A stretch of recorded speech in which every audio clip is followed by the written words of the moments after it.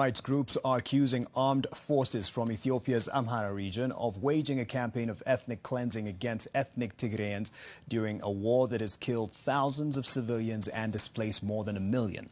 The two human rights groups now say that a militarized peacekeeping mission mounted by the African Union is urgently needed to protect hundreds of thousands still suffering as a crisis in northern Ethiopia continues into its 17th month.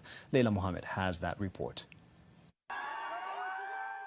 Almost 2 years into a conflict pitting the federal government of Ethiopia and supposed rebel groups inside the northern part of that country, human rights groups are still reporting continuous atrocities against civilians there.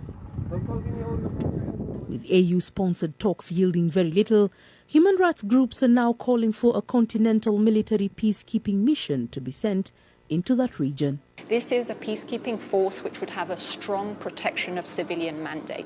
The human rights groups say the affected people should not be held hostage to what are very complicated political discussions, which could take months, probably years to resolve. And without justice and accountability, any negotiation or peace agreement will not be sustainable.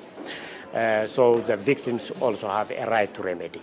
There is a call to UN bodies to conduct further independent investigations in the region, despite the challenge of accessibility and connectivity that exists in the area at the moment. UNHRC has established an investigative mechanism on Ethiopia, on the situation in northern Ethiopia. So that investigation mechanism needs to have access to all areas affected by the conflict. The Ethiopian government is reported to have formed regional administration zones in Western Tigrai, which it is using to cause harm to populations under their reign. Our finding is indicating that after taking control of this area, the Tigrayan residents of the zone were forcefully expelled or forced to live in what we called a campaign of ethnic cleansing. This design of ethnic cleansing happened in different forms. In some cases, they organized transport to take them to other parts of Tigray. And in other cases, abuses, serious human rights abuses, including extrajudicial execution, sexual violence, including rape,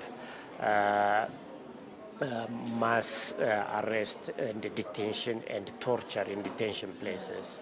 Despite these reports, Addis Ababa has refuted allegations of harm on the civilian populations on several occasions. In a report from a joint investigation inside Western Tigray, it has emerged that Amhara officials discussed plans to remove Tigrayans and restrictions imposed on the Tigrayan language as evidence of ethnic cleansing.